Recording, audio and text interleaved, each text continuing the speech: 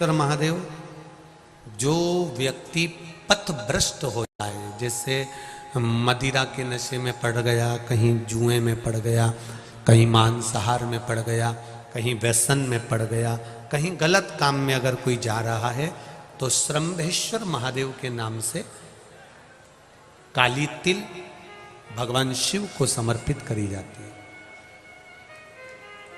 महाराज काली तिल को वापस उठाकर ले आते हैं। उसी काली तिल को जो मदिरा का नशा करने वाला होता है या जो गलत व्यसन में डूबा हुआ होता है, उसको वो सुबह के समय अगर नहीं खाता तो भोजन के साथ उसको दिया जाए। श्रंभेश्वर महादेव। एक बेलपत्री का भी बहुत अच्छा प्रयोग है श्रंभेश्वर महादेव का। मदिरा पीने वालों के लिए, मांसाहार, व्यसन में, जुए में, वेश्यावृत्ति में, पर नारी में, गलत जगह पर जो डूबे रहते हैं उनके लिए। पहले की कथा में उसका वर्णन किया है बेलपत्री का। श्रंभेश्वर महादेव। एक बार सब बोलेंगे, कौन से महादेव? श्रंभेश्वर महादेव। फिर जम के बोल लो एक बार, श्रंभेश्वर महादेव। जब हमारे घर में क्रोध बढ़ता है या कोई गलत कार्य में जाने लगता है, तो श्रंभेश्वर महादेव का हमें शरणागति लेना चाहिए। श्रंभेश्वर महादेव का पूजन करना चालू कर देना चाहिए। कई लोग कहते हैं महाराज जी, ये श्रंभेश्वर महादेव का मंदिर कहाँ मिलेगा, हम कहाँ पूजन करने जाए? कहीं नहीं जाना, तुम्हारे घर के पास में जो शंकर जी का मंदिर है वहीं जाओ, उसी देवालय में, उसी मंदिर में जाओ। श्रंभेश्वर महादेव के नाम से जल चढ़ाना प्रारंभ करेंगे।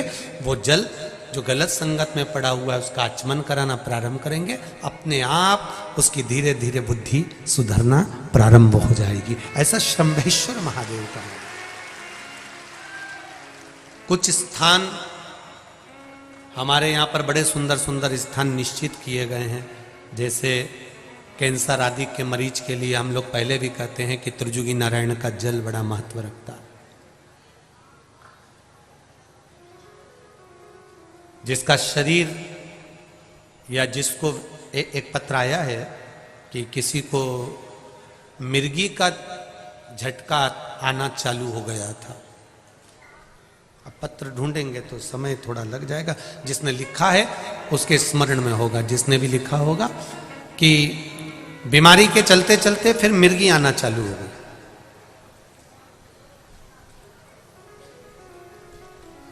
जिसने भी लिखा है वो दोनों हाथ एक बार हिला देना। जिसके लिए भी लिखा हुआ वो इतना ध्यान नहीं आ रहा, तो उनको मिर्गी का झटका आना प्रारंभ हुआ।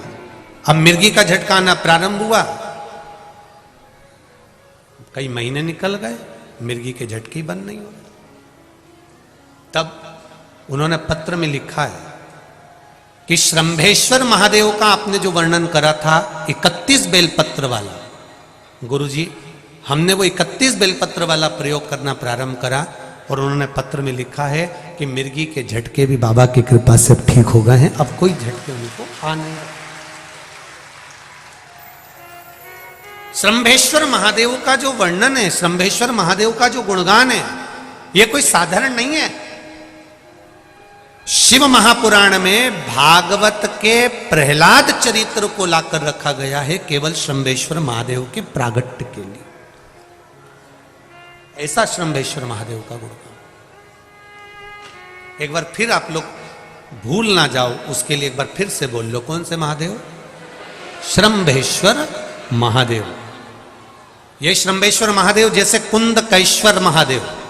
कुंदकेश्वर महादेव का क्या काम है? माता पार्वती ने बिदल उत्पल को मारने के लिए जो कुंदुक फेंका था, वो कुंदुक भगवान शंकर के पांव में जाकर गिरा था, तो शिव जी का नाम कुंदकेश्वर हो गया था। जब हमारे यहाँ कोई दवाई नहीं लगती शरीर में, कोई कैंसर जैसा रोग हो गया, किडनी लीवर का रोग हो गया, या बीपी शुगर का रोग हो गया, शुगर लेवल में नहीं आ रही है, तो आप शंकर जी पे से जो बेलपत्र ला रहे हो कुंदकेश्वर महादेव के नाम से लाओ।